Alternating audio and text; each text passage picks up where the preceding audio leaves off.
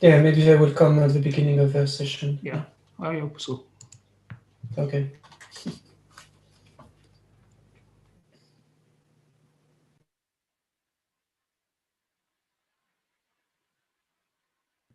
You're welcome to start whenever you're ready. Okay, let's start then. So, welcome everybody to the third day of the FSC 2020. And the first session today is about S-boxes.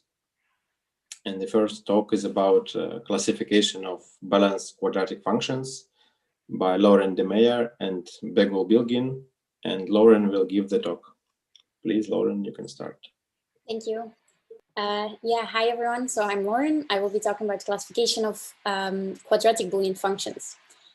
Central to this work is a property of affine equivalence. We consider two functions affine equivalent if and only if there exists an input and output affine permutation that transforms one function into the other. And so the reason that this equivalence is so important is because it preserves many Boolean function properties, like algebraic degree, differential uniformity, linearity, multiplicative complexity, and so on.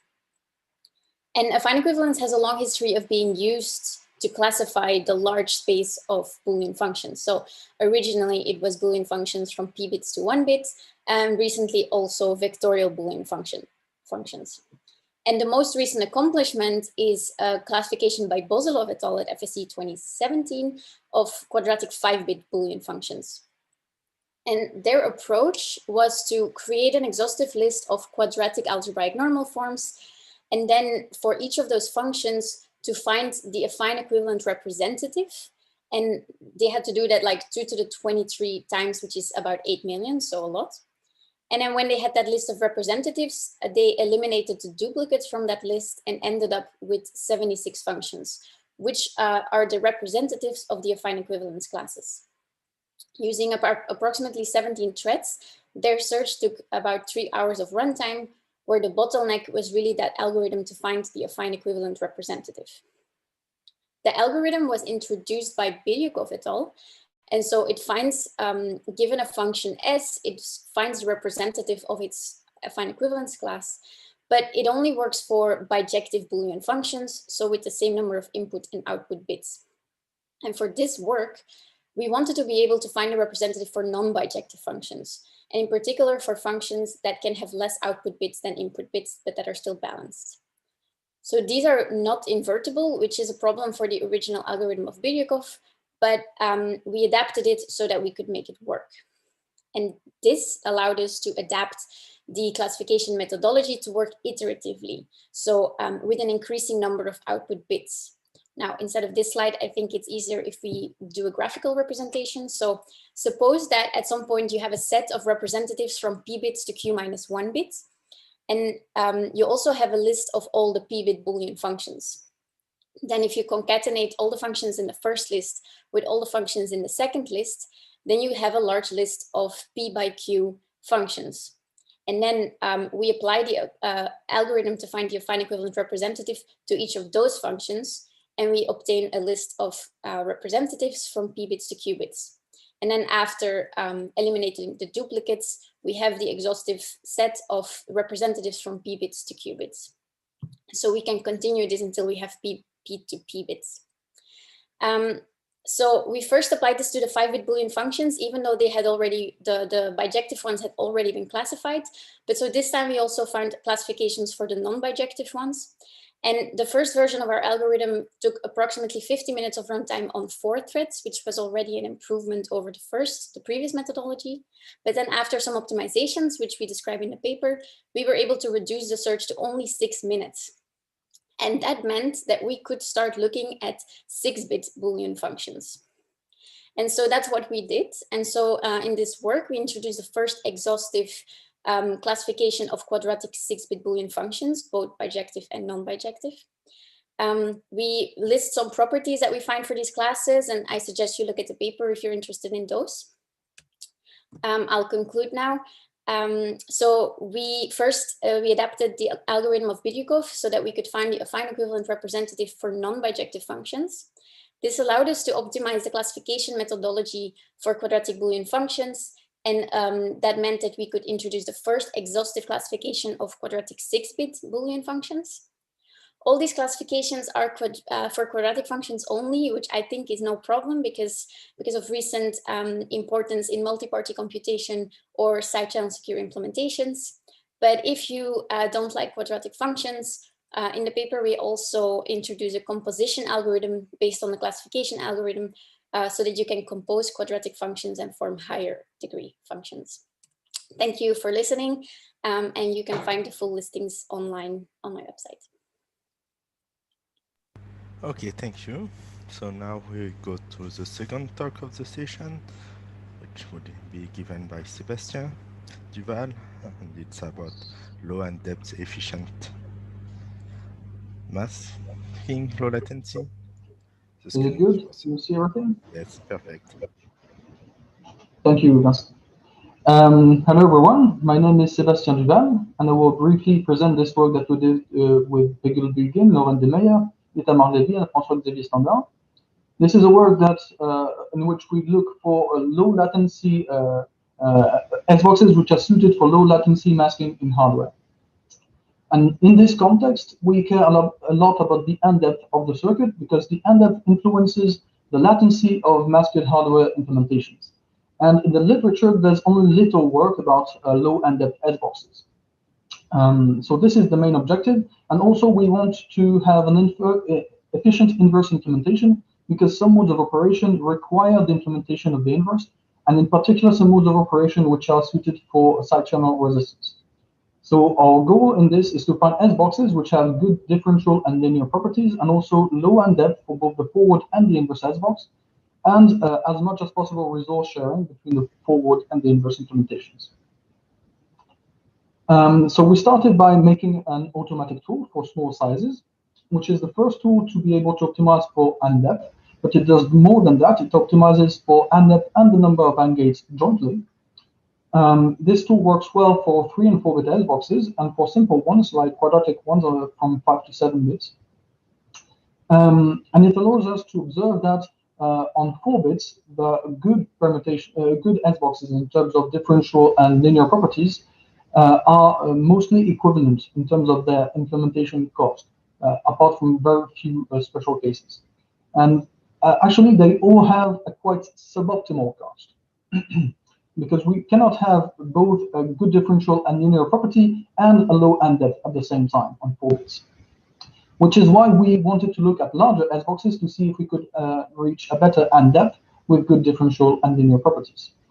So this is one of the reasons to look for larger S-boxes. There's another reason, which is that larger S-boxes can offer better differential and linear probabilities, which means, for instance, if you put them in an SPM, you get a round which has a better differential and linear probability. So you may require less rounds in your whole primitive, which means a lower end depth for the whole primitive. So these are the reasons why we look for larger S-boxes. And we use 2 approaches. The first one is a follow-up of the previous talk by Lowen. It uses affine equivalence to look for good monomial functions, so good power maps. And the second approach is about using length doubling structures to go for even larger sizes. So for the first approach, we've made an exploration of monomial functions by affine equivalence classes. We did this for 5 to 11-bit S-boxes, which are quite unusual sizes. And we found some very promising power maps, such as the ones depicted below. But of course, if you want more details, you can find that in the full presentation or in the paper. But there are some extremely good power maps in terms of and depth of both the inverse and the forward S-box, in terms of differential and linear probabilities, and in terms of the implementation cost. But these sizes are not yet well understood, so we think more work on these sizes would be worthwhile. And for the second approach, we used Feistel, MISTY, and bridge structures because they allow to derive the cost and the differential and linear properties of the forward and the inverse S-box directly from smaller functions, which makes it easier to analyze. We did this for 6 to 16-bit S-boxes, and here again, we found some very, very promising S-boxes, which have low end depth for both the forward and the inverse S-box, which have low differential and linear probability, and which have a lot of resource sharing between the forward and the inverse S-box. So to conclude, low n-depth S-boxes with good differential and linear properties and an efficient inverse implementation with a lot of resource sharing, these S-boxes exist.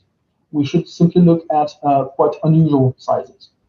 And we think that looking at larger S-boxes is a good direction to look to find such nice S-boxes.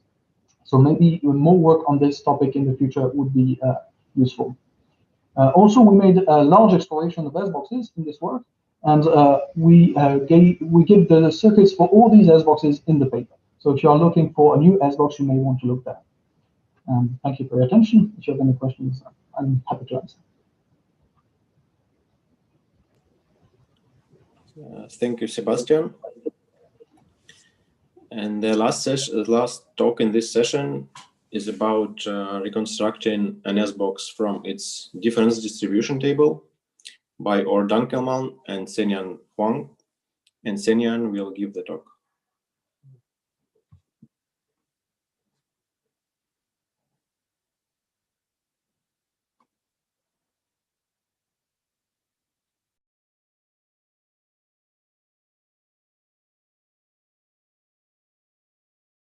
We don't hear you, Senyan.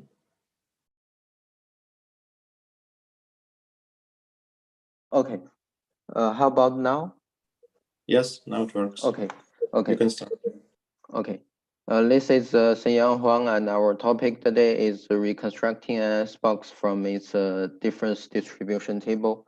And this is a definition of this difference distribution table, and it is easy to obtaining the DDT from an S-box, but the reverse way is very difficult. Well, the ability to recover the S-box from the DDT is very, very important because it can be used in a lot of attacks. And Bora et al. Proposed a straightforward guess and determine algorithm. And in this talk, we will show a new approach using the relation between DDT and LAT. The two important and useful tools in our research work is the LAT and Walsh-Hadamard transform. We show the definitions here. And with the WH transform, we can go from the given DDT to the squared LAT. And we can also go from the real LAT to the S-box. So the problem here is how can we connect the squared LAT and the real LAT. And this is our framework, and we firstly define the sign determination problem to recover the columns in the squared LAT. If we get m columns, we can go to the real LAT and recover the S-box. If we don't have m columns, we can go to the improved GD algorithm. We will stay on the middle line because this routine is very trivial and less effective. Firstly, we define the sign determination problem. We recover the one column in squared LAT. We recover the original vector from the absolute values. Firstly, I want to show the linear relation between lambda b and SB. For the base column of LAT, this formula always holds. We can solve the problem because the matrix here is in special form. It's a Hadamard matrix and can be represented presented in this way. And in the basic algorithm, we use the structure of HN, and we compute all the possible S constraints in the full site. Well, the problem here is that the size of the full sites grows so fast. So we proposed an improved algorithm. In this algorithm, we observed a symmetric structure of the full sites. It means you only need to record the representatives of the equivalence classes. We call it a compact set. This saves a lot of time and memory complexity. This is our improved algorithm. And the problem here is that the size of compact sites still grows very fast. So we define heuristic threshold according to the accessible memory of the attacker. If you can solve the column with threshold h, we call it good. Otherwise, it's bad. In our algorithm, with our algorithms, we can solve the good columns, and usually the solutions contains at most 2 equivalence classes. And so now we get k-independent columns, and we have we using the matching phase to get C0 SX to CK minus 1 SX. We use the knowledge of these Boolean functions to reduce the searching space of the GD algorithm, and we have the improved GD algorithm here. We verified our results by the experiments. I want to emphasize our experimental results on the random S boxes here, because this is a very amazing result, because we can recover 14-bit random S box less than 1 day, while with original GD algorithm, it will take more than 15,000 years. And it can be also seen from this table that our technique is much more stable than the GD algorithm. And we conclude our topic today and show some open problems. We proposed a new algorithm for reconstructing an S-box from its DDT, and the new algorithm is very efficient in many cases. The new algorithm can be very useful to explore new problems related to DDT, and some related open problems are reconstructing an S-box from its BCT and its DLCT. I want to take some time to show another open problem. It's proposed by Bora in her paper. Does non-trivial DDT equivalence class exist? It's to find the two n-bit S boxes, and S0 and S1, and they are sharing the same DDT, while they don't have list form. It's not linear related. So we generalize this problem to n-bit input, n-bit output S boxes. For m equals to 1, we solve the problem because we have find a non-trivial DDT equivalent S boxes. And so the problem here is, what is the distribution of the number of equivalence classes? How much are there trivial DDT equivalent S boxes, and what's the number of non-trivial DDT equivalent S boxes? And for m equals 2, this problem is related to a conjecture in our matching phase. So this is our talk. Thank you for your attention. Thank you for your presentation, and thanks for the speaker.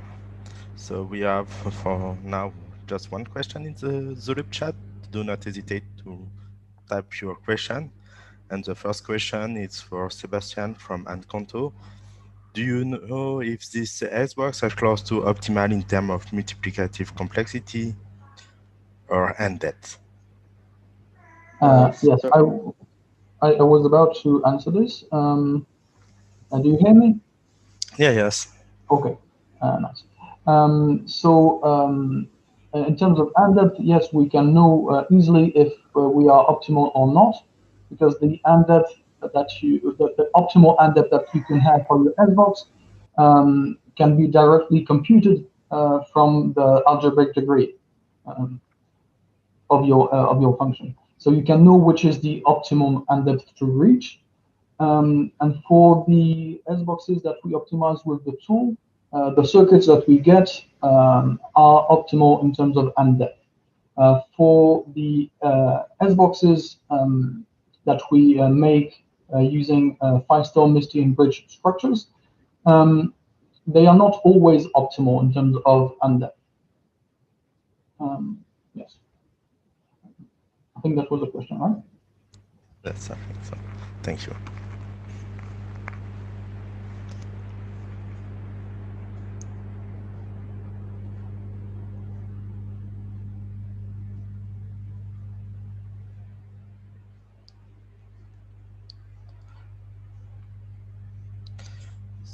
We have also a question from Jürgen Polkes to Lauren, and he asks what is next if we have to go for more 5x5 cubic S-box or the quadratic but larger S-boxes.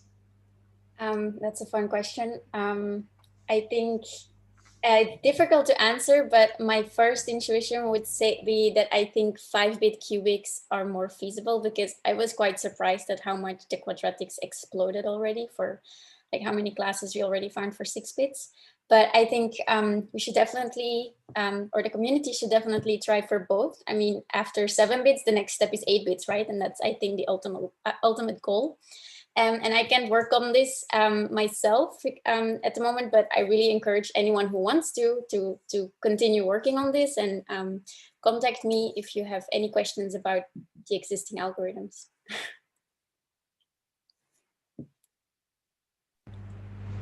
Yeah, thank you. And there is one question to Senyang from Raghavendra Rohit. Have you considered formulating the same problem using mixed integer linear programming? Because with Hadamard matrices, you're solving systems of linear equations and try to recover good columns. Sorry, can you please repeat the problem? Yeah, sure. Have you considered formulating the same problem using mixed integer linear programming?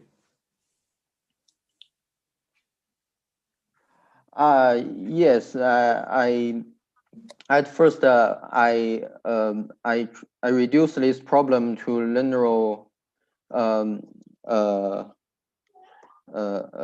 mixed linear programming, and I use some tools to solve this problem, but the performance of the MILP is not as good as our algorithm. Yeah. Okay, thank you. I also have a question for you, Senyan. Mm-hmm. Yeah. Does your algorithm work for non-bijective S-boxes like the DS S-box or one of the DS S-boxes? I didn't try the DS S-boxes, but I have tried some S-boxes of existing cipher like AES and Califia and something like this. And our algorithm outperforms the GD algorithm over the existing S-boxes. Okay, thank you. Thank you. Yeah, I also have a question to Lauren. Is balancedness useful, or it makes harder, makes algorithms worse? No, definitely the limiting to balanced S-boxes helps us because it limits the space of S-boxes that we are exploring. So it definitely helps, but I also think it makes sense, right? If you want to use these functions for cryptography. Yes, sure. Thank you. And so far, there are no more questions. We have one for Sebastian.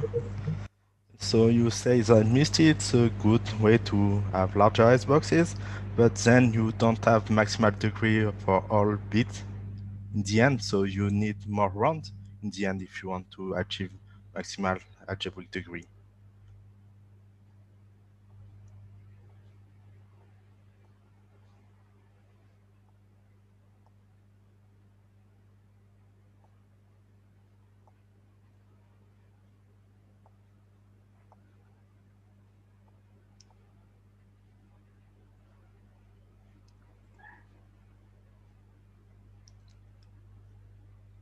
I don't hear you, Sebastian.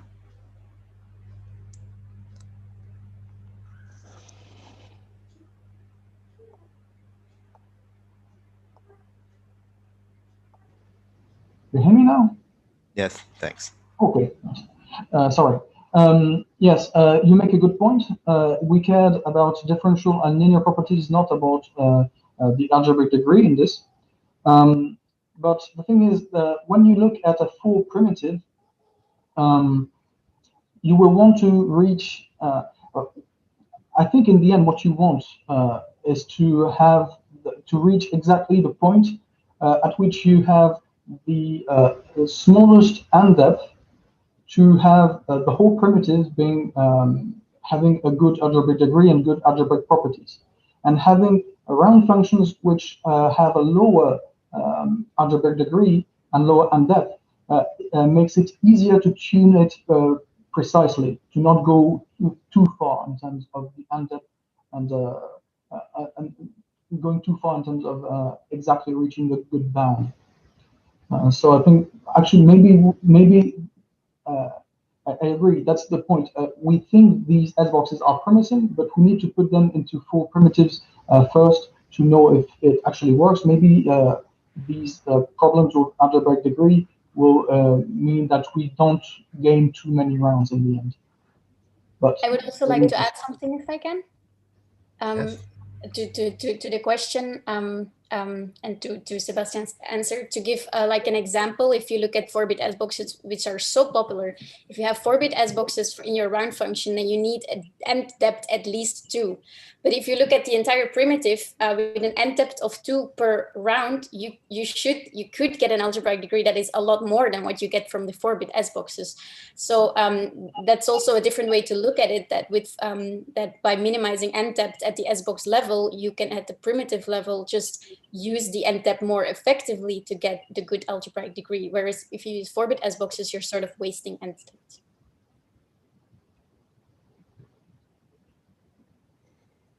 agreed.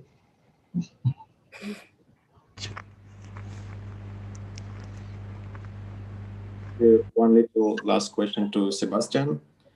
Did you consider a Ley-Massey structure for S boxes? It depends.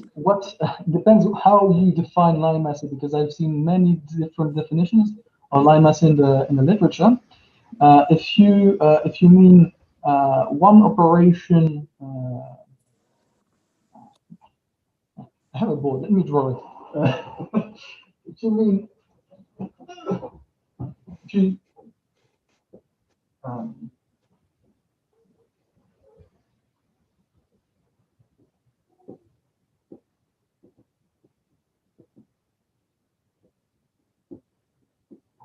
Yes, exactly. yes. Okay. Yes. If you mean one operation like this, yes. If you mean having 3 of those repeated, it's less interesting. Actually, the bridge structure can be rewritten as this, plus something like this, and something like this, which is of no importance. It's just fine. So the bridge structure can be rewritten as this in a way. Okay, makes sense. Thank you. So I guess we have to conclude the session and switch to the next one. Yes, give me a moment for the next session.